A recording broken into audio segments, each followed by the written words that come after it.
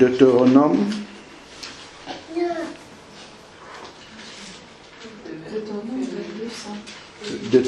22, verset 5. Donc, une femme ne portera pas un habillement d'homme, et un homme ne mettra pas de vêtements de femme. En effet, quiconque fait cela est en horreur à ton Dieu. Donc, voici un texte déjà qui est contextuel, qui ne peut se mettre en application que selon l'environnement où on se trouve. Parce que dans certaines cultures, le fait de mettre la robe, par exemple, est admis pour les hommes. Il y a qu'à voir au temps de Jésus, les apôtres, tous ça, ils mettaient des robes. Mais pour nous, c'est un scandale. Pour la société juive, ce n'était pas un scandale du tout. Pourquoi? Parce que, effectivement, c'était un vêtement qui était communément mis par des hommes, sans que ça ne soit un problème. Si vous allez en Écosse et qu'on voit un homme avec une jupe, ça ne va choquer personne.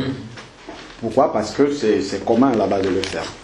Donc, en fait, ici, il ne s'agit pas d'une application telle que je vois le faire là. Ça, si on applique ça, ça donne la mort. Parce que, comme je dis toujours, si on prend la lettre et on applique ça sans l'esprit, ça donne la mort. Qu'est-ce que ça donne? Moi, j'ai vu des sœurs, à chaque fois les sœurs, quand elles m'appellent, ah, j'ai jeté les mèches, j'ai jeté ci, c'est bien. Mais quand tu vas expliquer la parole aux sœurs, tu te rends compte que dans son cœur, il y a encore la convoitise. Parce que ce que Dieu veut traiter, c'est la convoitise. C'est dans le cœur qu'il veut traiter. Et pour cela, après, je vais vous montrer un autre verset dans la parole par rapport à ça. Donc, en fait, ici, quand il dit « ne portera de vêtements de femme », la pensée qui est là-dedans, c'est que la femme, ou vice-versa, l'homme, en tout cas, l'être humain ne mettra pas le vêtement de sexe opposé dans le but de se travestir. C'est ça qu'il y a derrière. C'est-à-dire que dans le but de ressembler au sexe opposé. C'est ça que Dieu ne veut pas. Donc si en mettant la jupe ici, là, effectivement, il n'y a que les femmes qui mettent les jupes ici. Si on va me confondre à une femme, je serai un scandale pour les autres. Bon, maintenant, revenons sur là-dedans. Donc, déjà, quand on voit un texte comme ça qui est là, dans l'Ancien Testament, et si vous voyez un enseignement du Nouveau Testament qui dit littéralement ce qui est là, on applique ça littéralement. Mais je ne vois aucun enseignement de Jésus ou de ses apôtres qui dit « Femme, ne mettez pas de pantalons ou ne mettez pas de vêtements d'homme ». Il faut prendre ça dans l'esprit. Je ne suis pas en train de dire que si tu as fait le pas, il faut retourner. Ce n'est pas ça que je dis. Mais tout doit se faire avec conviction. Et ce n'est pas parce que tu l'as fait et que tu vois une autre sœur qui ne l'a pas fait que tu dis je suis plus sainte qu'elle. Là tu vas avoir honte devant Dieu. Il y a des versets comme ça. Le véritable problème, c'est que lorsque les sœurs traversent cette étape-là, Satan utilise quelque chose dans le cœur qui fait croire qu'on est plus saint que les autres. Et ça, c'est un grand danger. Et on commence à juger les autres. C'est-à-dire que quand tu vois une sœur, tu commences d'abord par regarder comment elle est. Je t'assure que tu es en train de méchamment pécher contre Dieu. Pire que si tu étais en pantalon. Vraiment pire. Je dis dans le cas même où c'était interdit. Parce que le fait de regarder l'autre et de juger, tu ne sais pas qu'est-ce qu'il y a dans son cœur. Tu ne sais pas quelle est sa relation avec Dieu. Tu ne sais pas à quel moment Dieu va lui parler là-dessus. Moi aujourd'hui j'ai arrêté de danser sur la musique mondaine, mais si je vois un chrétien danser dessus, ça ne va pas me choquer du tout. Je vais simplement prier intérieurement que Dieu lui révèle ça. Alors que moi j'ai jeté tous mes CD, tout ça. Je sais que c'est en abomination aux yeux de Dieu, mais je ne vais pas tout de suite commencer à dire oh toi tu danses encore, mais tu es quel genre de chrétien comme ça? Non. Dieu a son temps où il va venir trouver celui-là dans ce domaine-là. S'il a commencé dessus, pour moi, ça ne veut pas dire que tous les chrétiens qui sont sur la terre, il va commencer dans ce domaine-là. Pour eux, non, pas du tout. C'est parce qu'il sait quel attachement moi j'avais personnellement vis-à-vis de cette musique-là. C'est pour ça que Dieu a commencé d'abord par enlever ça, parce qu'il sait que ça, c'est une barrière entre lui et moi. Ça, il a enlevé ça directement, il a mis ça de côté. Donc, il faut bien faire attention à ne pas tomber dans ce piège-là, parce qu'il est beaucoup plus dangereux que le fait de vouloir littéralement mettre en application ce verset-là. Et vous savez, il y a quelque chose que le Seigneur m'a révélé. Il m'a dit, en tout cas, que lorsque Jésus est venu pour la première fois, si vous lisez à partir de Moïse, lorsque Moïse a reçu la loi dans Exode 20, il a reçu la loi dans Exode 20 jusqu'à Malachie. Vous voyez les Juifs, ils suivent la loi. De temps en temps, ils deviennent idolâtres. Après, ils reviennent ainsi de suite. Mais ce sont les Juifs qui suivent toujours la loi. Après, si vous voyez, après Malachie, il y a une page vide dans votre Bible. Et après, on tombe dans le Nouveau Testament. C'est ça. Cette page blanche-là. Ça représente les 400 années où le Seigneur n'a pas parlé. Entre Malachie et Jean-Baptiste. Pendant les 400 années où le Seigneur n'a pas parlé, des nouveaux courants ont commencé à émerger, les zélotes, les esséniens, ainsi de suite. Et lorsque vous ouvrez le Nouveau Testament, apparaissent des gens qu'on appelle des pharisiens, qui n'existaient pas avant. Et eux, ils commencent à avoir une interprétation comme ça, littérale de la parole de Dieu, et ils veulent tout montrer en apparence. Et le Seigneur me dit, ça c'était lorsque je suis venu pour la première fois, et maintenant lorsque je reviens pour la deuxième fois, les pharisiens ne sont plus là, mais leur esprit est là encore. Et il ne faut pas que les enfants de Dieu tombent là-dedans. C'est bien de recevoir certaines choses, mais il faut faire très attention de l'esprit dans lequel on l'a reçu et comment on communique ça aux gens. Bon, je vais prendre maintenant un verset dans la parole et vous allez voir ce que Jésus, lui, l'a enseigné sur les apparences extérieures là. Parce que c'est bien, on a vu l'Ancien Testament, on a compris ce qu'il dit là-dedans. Si on voit maintenant dans Matthieu 23, verset 25. Matthieu 23, verset 25 dit, et on voit que quand Jésus parle de cela, il parle d'abord aux religieux. Ça, c'est la première chose. Parce que la religion peut nous pousser à faire des choses, justement, et nous empêcher de comprendre la pensée profonde du Seigneur derrière. Ça, c'est la religion qui fait ça. C'est pas l'Esprit de Dieu.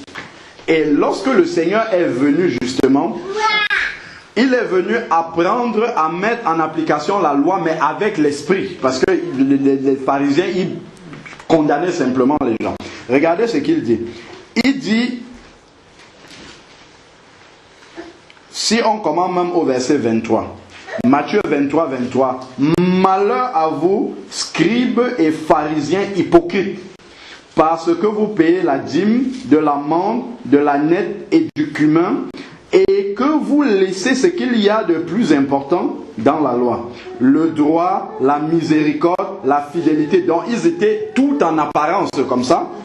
Il faut qu'on voit que je paye la dîme, plus même que ce qu'on a demandé. On n'a même pas demandé la dîme de la menthe, tout ça. Ils ont rajouté pour que les gens voient. Et vous laissez ce qu'il y a de plus important. La miséricorde, la fidélité, le droit.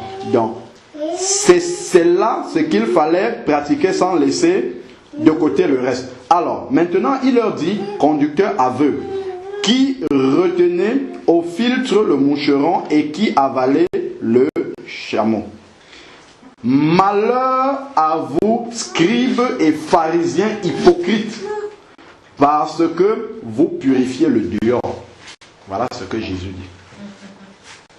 Parce que le risque, c'est que, comme on a fait ça extérieurement, on pense que tout va bien avec Dieu, alors que ça vient caché. Et Satan aime ça. Il aime qu'on masque ce que Dieu, là où Dieu veut mettre le doigt, et il nous donne une apparence de piété. De piété, voilà, c'est ça. Une apparence de piété. Mais c'est pour ça que quand Jésus parlait avec les pharisiens, tous les masques tombaient. Il n'y a pas de masque devant Jésus. Parce que quand un pharisien vient parler, il voit ton cœur directement. Nicodème est venu parler à Jésus de nuit. Comment les miracles, Jésus dit, ce n'est pas les miracles qui intéressent. Tu dois naître de nouveau. Voilà ce que toi tu dois. Bien que tu enseignes la parole de Dieu, tu dois naître de nouveau. C'est ce qu'il y a de plus important. Donc, ensuite, il dit, malheur, je suis au verset 25, malheur à vous, scribes et pharisiens hypocrites, parce que vous purifiez le dehors de la coupe et du plat, alors qu'en dedans, il est plein de rapine et d'intempérance. Pharisiens aveugles encore. Donc, en fait, on n'est pas en train de dire, parce que le problème, justement, de ceux qui enseignent la parole de Dieu, c'est que avant, on ne parlait jamais de l'aspect extérieur, dont les sœurs faisaient n'importe quoi, elles s'habillaient n'importe comment, ainsi de suite. Et maintenant, on est passé on ne parle que de ça. C'est là où on voit l'erreur. L'un ou l'autre, c'est la séduction. L'un ou l'autre, c'est la séduction. On passe d'une séduction à une autre. Et derrière tout ça, c'est le diable. L'une ou l'autre, c'est le diable toujours. Donc, c'est pour ça qu'il faut revenir sur ce que Jésus lui-même il a enseigné. Voir comment est-ce que lui-même il a parlé de ces choses-là.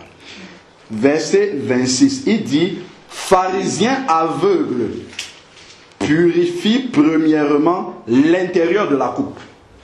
Donc, travail, c'est qu'il y a dans ton cœur.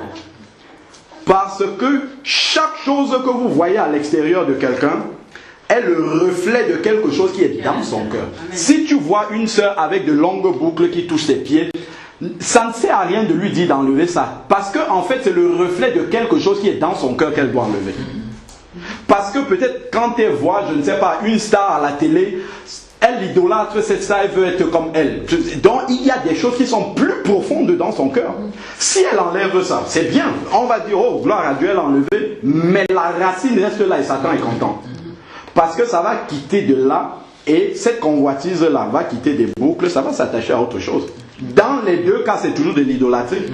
Dans les deux cas. Mais Satan, lui, il est content parce que extérieurement, on a vu, bon, tout va bien, c'est bon, mais la racine de ce pourquoi la chose se manifeste à l'extérieur est toujours dans le cœur.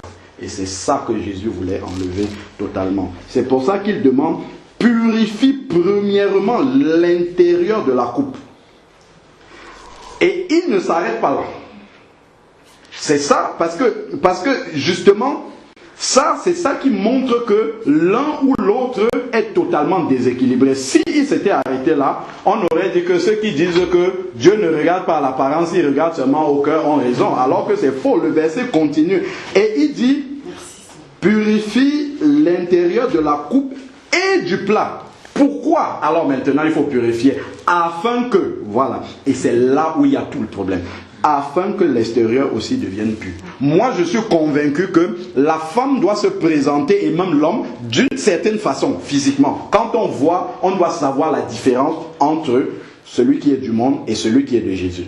En apparence. Mais seulement, la manière dont le Seigneur va amener ça à la manifestation, il commence par l'intérieur. C'est ça le problème. Mais nous, on veut faire dans l'autre sens. C'est-à-dire, on commence par l'extérieur et on va voir l'intérieur après. Et ça pose un problème. Et ça, c'est pour ça que, justement, le diable, lui, il est à l'aise avec cet enseignement-là. Il est à l'aise parce que ça règle le problème à l'extérieur, mais l'intérieur reste très, très, très grave. Et c'est plus grave encore. C'est plus grave parce que quelqu'un peut aller avec un extérieur qui ne glorifie peut-être pas Dieu, mais si son cœur est propre, peut-être il peut aller. Mais si ton cœur est sale, tu auras beau avoir marché en blanc tous les jours, ton habit est toujours blanc, tu vas quand même aller dans la gêne. Ça c'est sûr. C'est sûr et certain. Donc, voilà ce que, en fait, le reflet de la piété extérieure vient de ce que l'intérieur est pur. Donc si quelqu'un s'habille d'une certaine façon extravagante et que tu lui dis, mais tiens ma soeur, regarde comment tu es, est-ce que toi-même tu penses qu'un enfant de Dieu peut être comme ça? Et qu'elle te dit, en tout cas Dieu ne regarde qu'au cœur, mon cœur est propre, c'est faux. C'est faux, pourquoi? Parce que normalement si son cœur est pur, ça doit se voir à l'extérieur. Ça doit nécessairement se voir. Donc une fois, en fait, lorsque ton cœur commence à être pur à l'extérieur, il y a à l'intérieur il y a des choses qui sont sur toi. Naturellement, le Saint-Esprit va te dire ce que tu as sur toi. Il y a une lourdeur, une tristesse dans ton cœur. Quand tu t'habilles comme ça, toi-même, tu sens qu'il y a quelque chose qui ne va pas. C'est pour ça que moi, j'ai toujours dit aux sœurs, c'est très simple. Ça ne sert à rien de faire le catalogue de ce que tu ne dois pas mettre. Quand tu finis de t'habiller, habille-toi comme tu veux. Mets-toi devant le miroir et demande au Saint-Esprit de juger ce qu'il y a sur toi. C'est tout. Si tu es honnête avec Dieu, Dieu lui-même, le Saint-Esprit, va te montrer ce qu'il faut enlever. C'est aussi simple que ça. Si réellement ton cœur est attaché à Dieu totalement et que tu veux faire seulement la volonté de Dieu et non la volonté d'un homme, tu t'habilles, mets-toi devant le miroir. Je t'assure que seul comme ça, vis-à-vis avec le Saint-Esprit, va te dire ça, c'est pas bon. Toi-même, tu vois que, est-ce que toi-même tu peux venir te placer comme tu es là pour parler de l'évangile à quelqu'un? Est-ce que c'est sur toi qu'il va s'arrêter ou bien c'est sur la mini-jupe ou bien c'est... Voilà, c'est aussi simple que ça. Parce qu'en fait, le problème, c'est que les enfants de Dieu veulent être des bébés. Les bébés, c'est ceux qui ne veulent prendre aucune responsabilité. Donc, on leur fait la liste. On dit, tu vas faire ceci, tu ne vas pas faire ça. Ça, c'était pendant la loi. Ça, c'est fini. Maintenant, on a l'Esprit de Dieu. L'Esprit de Dieu est capable, même quand tu vas faire tes achats de vêtements, il est capable de te dire, ça c'est bon, ça c'est pas bon, ça enlève ça. Je vais vous donner un exemple. En fait, moi, souvent, j'achète les vêtements plus pendant les soldes. Parce que je fais de bonnes affaires, j'aime bien. Bon, alors, dernièrement, les soldes, peut-être il y a 1 ou 2 ans, je suis entré dans un magasin, j'ai vu plein de polos, les polos qui coûtent, je ne sais pas, c'était 50, 60 euros, c'était soldé moins 80, moins 70%. J'ai pris un lot comme ça, mais quand moi-même je prenais ça, je voyais ces polos-là, il n'y a rien d'extraordinaire là-dessus, c'est juste que la marque du vêtement est écrite en grand comme ça dessus. Bon. Je regarde le prix, je dis, ah tiens, c'est bien. Je demande à ma femme, comment tu vois ça? Elle dit, ouais, parce qu'en fait, d'abord, dans un premier temps, je trouvais que ça faisait trop jeune. Je lui demande, comment tu vois ça? Elle dit, bon, tu peux changer aussi en t'habillant différemment, tu peux prendre. J'ai pris. Quand je portais ces polos-là, bon, j'avais quand même derrière des questions qui se posaient et je me disais, mais tant que je ne vois rien, c'est pas grave. Je les mets, c'est ce que j'ai apporté. Alors, quand on est parti en vacances, il y a une vidéo que j'ai publiée, je ne sais plus trop sur quoi, et puis les gens commentaient. Et il y a une sœur, elle ne parlait pas de moi, elle parlait de quelqu'un d'autre. Elle disait, oui, quand je vois des frères prêcher la parole avec une barbe de 3 jours, ça me choque. Certains, ils mettent des vêtements avec des grosses marques dessus, du monde, ça me choque et tout. Mais sur tous les enseignements que j'ai publiés, il n'y en a aucun, quand je viens, c'est en chemise, il n'y a rien dessus. Donc, elle ne m'a jamais vu habillé comme ça. Donc, quand elle a dit ça, je lui ai répondu, j'ai dit, merci beaucoup pour ce que tu as dit. Mais je ne vais pas aller voir tous les frères qui font ça et leur dire, enlevez ça. Non, pas du tout. Moi, parce que j'avais déjà une interrogation là-dessus.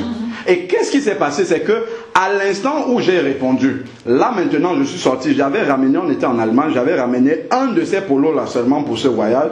J'ai pris ça, je suis allé voir maintenant la cousine de mon épouse qui est aussi chrétienne. Je lui demande, regarde le polo, c'est comment tu vois ça? Elle me dit que c'est vrai que moi-même quand je vois les garçons avec les grandes marques qui écrivent en gros dessus, ça me dérange beaucoup. Quand je te vois, je ne te vois pas porter ça. J'ai dit, ah merci, j'ai mis de côté. Lorsque je suis descendu comme ça, dans la rue pour me balader, j'ai vu une série de magasins comme ça qui étaient tout en solde. J'ai remplacé, j'ai pris 8 vêtements au moins qui remplaçaient ça sans rien dessus.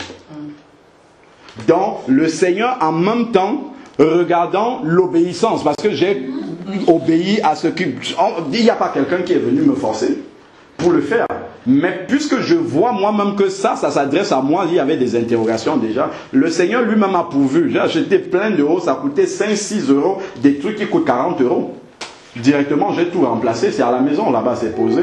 Mais je ne vais pas, dès que je vois un frère, je dis, oh, toi, tu as des grosses écritures ici, il faut enlever ça. Toi, non, pas du tout, du tout, du tout. Parce que, et pourquoi j'ai obéi? Parce que dans mon cœur, il y a déjà un désir de s'attacher, de plaire au Seigneur. Mais si tu n'as pas ce désir-là, qu'est-ce qui va se passer? Tu vas dire de toute manière, où est-ce que c'est écrit?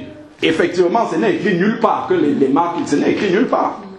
Mais le fait justement de dire, Seigneur, en fait, ce qui s'est passé, ce n'est même pas parce que c'est interdit, c'est que je me dis, si je viens prêcher la parole de Dieu à quelqu'un, ou que ce soit ici, que ce soit dehors, si je parle, il ne faut pas qu'il y ait quelque chose qui choque quelqu'un en moi. Voilà, ou qui retienne son regard et tout. Donc si une sœur me dit déjà que son regard se pose sur ce genre de truc, je mets de côté, ça ne me coûte rien. Je mets de côté, c'est vrai, j'aurais voulu bien garder mes polos, mais je mets de côté au moins, je continue avant.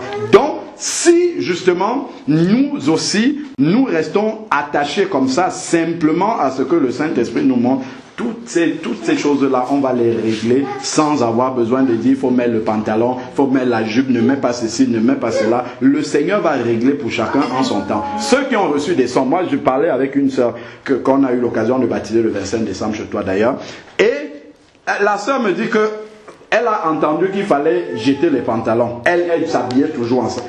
Elle a fait 3 lots de pantalons, 3 ballots de pantalons. Elle va déposer à la déchetterie, c'est pas loin de chez elle, elle revient rester. Elle pense encore tout l'argent qu'elle a mis. Elle part, elle reste encore. Et elle a eu un songe.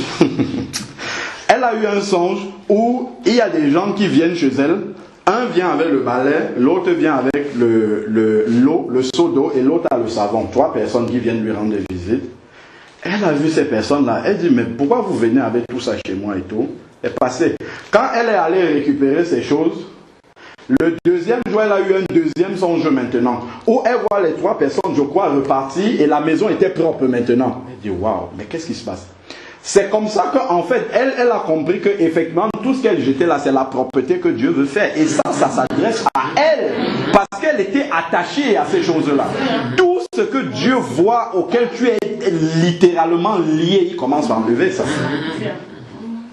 Donc il ne faudrait pas qu'on prenne des messages personnels comme ça pour en faire une généralité pour tous les enfants de Dieu et dire vous devez faire ça. Si quelqu'un était, je ne sais pas moi, avant il passait son temps à s'habiller d'une certaine façon, quand il vient en Dieu, le Seigneur voit directement que son reflet n'est pas là. Il va te demander comment d'abord enlever certaines choses et puis au fur et à mesure il va avancer là-dessus et c'est là où il va tester ta convoitise. Il va tester la convoitise qui est dans le cœur. Donc, si tu commences à raisonner là-dessus, c'est que celui-là, il n'est pas, ou celle-là n'est pas encore prêt à aller jusqu'au bout, à payer le prix jusqu'au bout. C'est comme porter le foulard. Justement, la sœur avec qui j'évangélise le midi, elle est convaincue, elle porte le foulard pour prier, tout ça. Quand on va évangéliser, avant, on prie, elle porte le foulard, après elle enlève. Quand on mange le midi maintenant, on est assis là, dans un fast-food, elle prie sans couvrir les cheveux. Un jour, je lui demande, est-ce que tu crois que Dieu est le même hier, aujourd'hui et éternellement? Elle dit oui.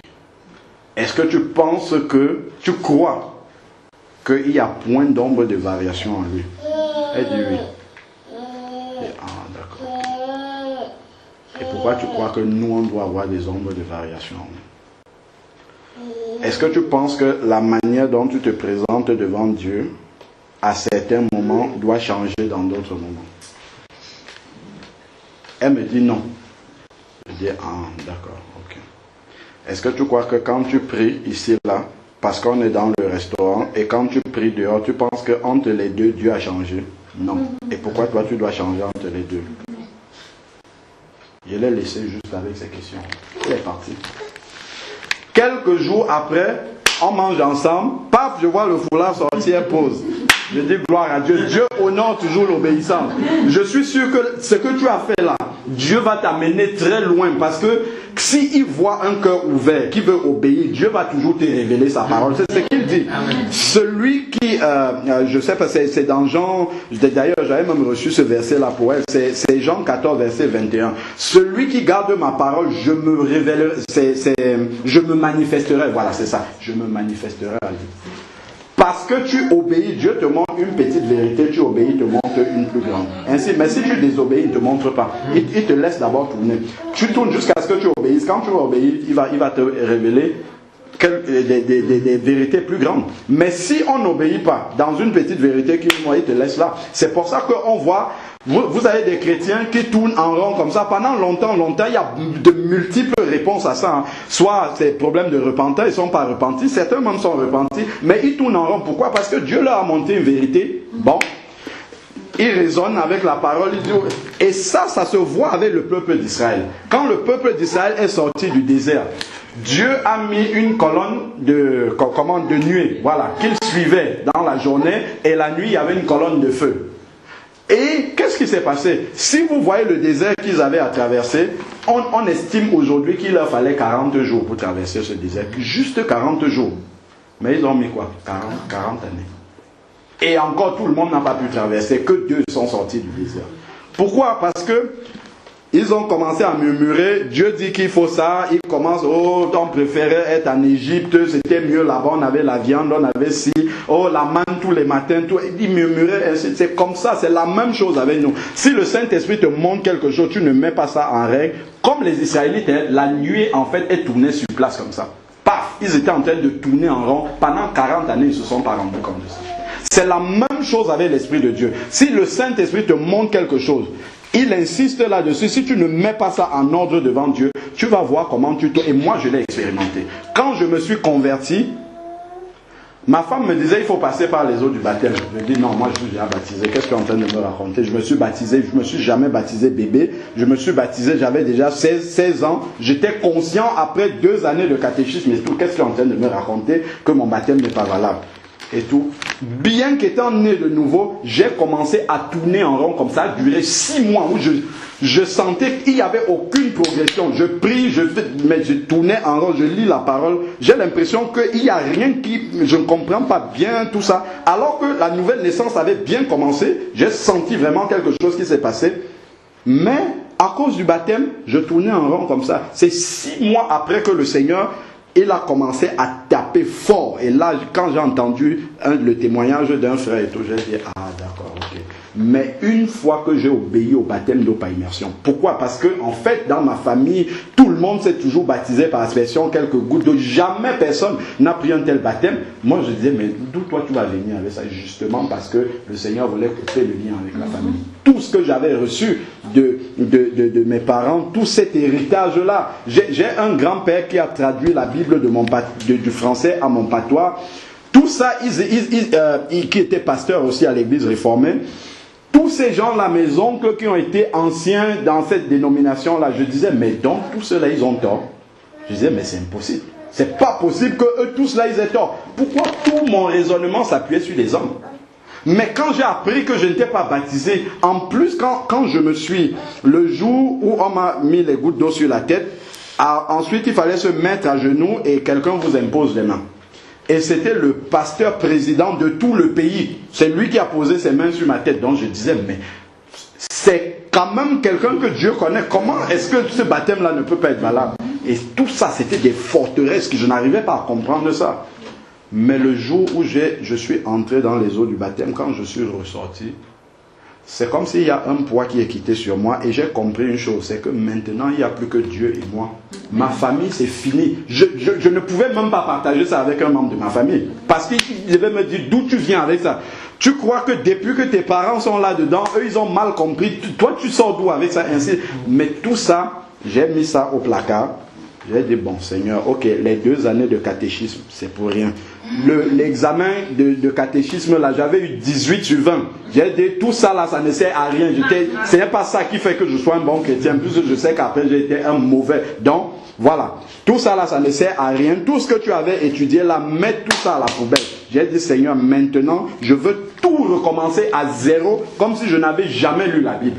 Maintenant, là, tu révèles-moi les vérités de la parole petit à petit. Et c'est là vraiment que j'ai senti commencer à monter, à décoller tranquillement et en reprenant tout ce qu'on m'avait appris là de côté et maintenant en acceptant ce que Dieu me montrait. Mais il y a eu une obéissance. Il y a eu une obéissance. S'il n'y a pas l'obéissance, on ne peut aller nulle part. Donc on va atteindre un point et on commence à tourner. On tourne en rond. Bon, on était sur les vêtements là. Prenons maintenant Timothée dans le Nouveau Testament. 1 Timothée chapitre 2 verset 9. Voilà ce que la Bible, le Nouveau Testament.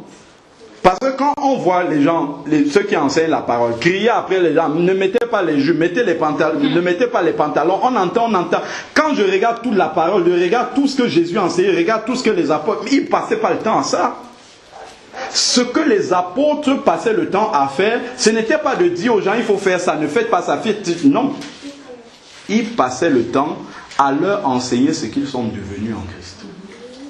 Parce que quand tu réalises ce que tu es en Christ, à la fois les choses d'avant, là, ça doit partir. Toi-même, tu vas commencer à laisser ça derrière.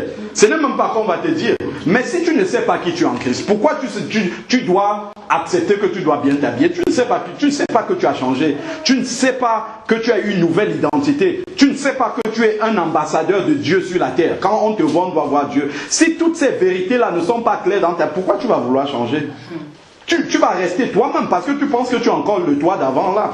Alors que si réellement tu réalises qui tu es en Christ, que quand on te voit maintenant, tu es à l'image de Dieu en esprit, quand on te voit, tu vas dire, oh, ça m'appelle à beaucoup de responsabilités. Donc je dois faire attention à la manière dont je me prépare. Avant même que je n'ouvre ma bouche pour parler à quelqu'un, il faut déjà qu'il n'y ait rien sur moi qui soit en scandale. Il ne faut pas que je lui ressemble forcément. Donc il faut qu'il voie la différence entre lui et moi. Ça, ce sont des choses qui font en sorte que, en fait, si c'est pour parler des vêtements pour les sœurs, lorsqu'elles vont arriver à ce stade-là, moi je suis convaincu qu'à un certain niveau d'avancement avec le Seigneur, le Seigneur va travailler cet aspect extérieur-là.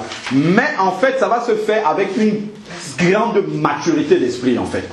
C'est-à-dire que quand les sœurs qui ont suivi le processus tel que Jésus l'a enseigné auront atteint en tout cas seraient passées par ce chemin-là, en fait, elles seront à même de parler aux plus jeunes, avec une grande sagesse, de communiquer la vie, justement, au lieu de communiquer la mort. Et ça, c'est très important. De même, 1 Timothée 2, verset 9. Il dit, de même aussi, que les femmes vêtues d'une manière décente. Donc, déjà, il parle de la décence. Il ne cite pas, il faut ça. Il dit la décence. La décence est un mot, mais que le Saint-Esprit décline maintenant dans la vie de chacune. Parce que tu as l'Esprit de Dieu, le Saint-Esprit te montre ce qu'il y a comme ce qui doit être décent dans ta vie. Quand on parle de décent, ici, il parle de vêtu d'une manière décente, mais on peut aller encore plus loin que vêtu. Il n'y a pas que le vêtement. Même dans l'assemblée, ta posture doit être décente. La manière dont tu parles, ça doit être décent. Ça ne doit pas être des mots qui... On peut être bien habillé, mais les mots qui sortent de notre bouche sont des mots qui ne sont pas décents du tout. Donc tout ça, c'est un ensemble qu'on doit retrouver chez un enfant de Dieu. Alors, vêtu d'une manière décente. Donc, quand tu vas te mettre devant le miroir, le Saint-Esprit lui-même, il va juger ta décence là. Il va te dire, ça là, ça ne fait pas partie de la décence du Seigneur. Ça fait peut-être partie de toi, mais ce n'est pas pour le Seigneur, ça tu vas enlever. Alors, avec pudeur et modestie. Pudeur, c'est-à-dire que il ne faut pas que quand on te regarde comme ça, que l'œil s'arrête sur quelque chose sur toi. Si quand on te regarde comme ça, paf, il y a quelque chose qui tape sur toi, c'est qu'il y a un problème. C'est que là déjà, tu attires l'œil sur des choses qui ne doivent normalement pas retenir là. On ne dit pas d'être négligé, hein, c'est pas ça qu'on dit. Il faut être habillé bien, normalement, mais sans extravagance. En fait, c'est l'extravagance qui pose un problème. Alors, donc, il parle pudeur et modestie. Modeste, c'est-à-dire, on doit pas, tu ne dois pas chercher forcément à taper l'œil, et ainsi de suite. Voilà. C'est-à-dire que ce meuble, en fait, non pas de tresse et d'or. Donc, si tu veux être belle, selon le monde, tu peux. Ben, tu fais tout ce qu'il y a qui apparaît à l'extérieur. Là, tu seras belle selon le monde. Quand on te voit, on dit, ah oui, elle avait une belle jupe, beau pantalon, beau ceci, habit somptueux, ainsi de suite. Mais ce n'est pas ça qui doit faire ta beauté. C'est le Saint-Esprit qui doit dire que tu es beau. Mais lui, ce n'est pas les trucs de l'extérieur qui va regarder. Il y a des choses, il y a de belles choses que lui va regarder. Donc, alors, ne se pas de tresse ou d'or ou de perles. Donc ne crois pas que quand tu mets toutes ces choses-là, Dieu va dire, waouh, ma fille, elle est belle aujourd'hui. Non, ça n'intéresse pas Dieu. Dieu ne va jamais dire ça, jamais de la vie. Jamais. Ce n'est pas ça qui l'intéresse. Si tu mets ça, c'est pour plaire à ton mari, si tu es marié et au monde, c'est tout. Ça là, ça n'intéresse pas le Seigneur. Et de perles ou de toilettes, dans certaines versions, c'est de vêtements somptueux. Donc ce n'est pas parce que dans chaque manifestation, tu changes de robe que Dieu est influent. Non, pas du tout. Du tout, du tout. Ça c'est pour toi, c'est bien, mais pour Dieu, il y a quelque chose, c'est le verset 10. Il dit, mais de bonnes œuvres. Donc, quand tu es en train de faire quelque chose, rendre service à quelqu'un, faire une bonne œuvre comme pour le Seigneur, ça là, Dieu lui dit, tu es belle. Voilà le langage du Saint-Esprit. C'est ça qu'il apprécie chez toi. C'est ça qu'il trouve de beau, en fait. C'est pas sur les apparences. Alors, il dit de bonnes œuvres, comme il convient à des femmes qui font profession de piété. Vous avez vu, la piété n'est pas à l'extérieur. Il dit, si tu fais profession de piété, c'est pas sur l'extérieur que tu montres ta piété. Bien que ça va se refléter à l'extérieur, mais ça c'est normal. Mais tu dois plutôt t'appliquer justement à pratiquer de bonnes œuvres. À faire des choses que Dieu agrée. Comment dire, à se mettre en bénédiction aux autres, à être une bénédiction pour les autres. Des bonnes œuvres, comme il convient à des femmes qui font profession de piété. Que la femme s'instruise en silence et ainsi de suite. Bon, bref. Donc, voilà ce que la Bible dit sur le vêtement, sur l'apparence extérieure. Donc, ne pas se parer, c'est-à-dire être extravagant, outre mesure, mais d'être décent. Maintenant, que signifie la décence? Pour chacune, le Saint-Esprit te le montre clairement. Ça, tu n'as même pas besoin que quelqu'un vienne te dire, fais ceci, ne fais pas cela, ainsi de suite. Mets-toi devant le miroir et le Saint-Esprit va régler ça pour toi. Amen. Amen. Donc, voilà ce que on peut dire vraiment par l'Esprit de Dieu. Après, maintenant, si vous voulez écouter les hommes, écoutez les hommes. Moi, je sais que ce n'est pas un homme qui va me juger à la fin, donc je regarde ce qui est dans la parole de Dieu et je laisse le Saint-Esprit me conduire. Maintenant, si quelqu'un a reçu un songe, un rêve, j'ai une sœur comme ça avec qui on était aussi, elle aussi, garçon manqué. Pareil, le Seigneur, elle était aussi dans le ministère avec nous là-bas. Elle était tout le temps en pantalon, elle ne mettait pas de voile évidemment. On est allé lui rendre visite récemment. Elle met le voile, plus de pantalon, tout ça. Elle dit, en fait, le Seigneur m'a parlé, c'est parce que je ne m'acceptais pas comme femme, ainsi de suite. Voilà. Mais elle a vraiment compris, en fait. La manière dont elle nous a dit ça, je dis, waouh, là, vraiment, ce que tu as fait, là, vraiment, moi, ça me touche. Elle dit, elle était un garçon manqué. Mais le Seigneur lui a montré que c'est parce que tu n'acceptais pas d'être une fille, tout ça. C'est pour ça que depuis l'enfance, elle vient de prendre sa retraite. Donc elle a un certain âge. Elle a laissé les pantalons, tout ça. Mais parce que le Seigneur l'a convaincue et elle a la joie de le faire. Moi, j'ai rencontré des personnes, quand tu leur expliques ce que je viens de dire là, le lendemain, ils sont sur Zara, on remet les pantalons. Ça veut dire que ça, c'est ce que Paul appelle balloter à tout vent de doctrine. Dès que le dernier venu dit c'est ça, on suit le dernier. Mais en fait, si vous prenez un verre d'eau, si le verre est vide, si on prend un gobelet léger en plastique, vous prenez un gobelet léger en plastique, vous posez là, si le vent arrive, qu'est-ce qui va se passer? Fou, ça va voler dans tous les sens. Mais si par contre on remplit le gobelet d'eau, quand le vent arrive, ça ne bouge pas. Pourquoi? C'est stable. Qu'est-ce qu'il y a dedans? La parole de Dieu. Quand la parole a rempli, c'est pour ça que je dis appuyons-nous sur la parole. Le premier venu peut venir, il dit ce qu'il veut dire, il monte, il saute, il cale en l'air, il fait ce qu'il veut, vous vous attachez sur la parole. Le Saint-Esprit m'a convaincu que c'est ça.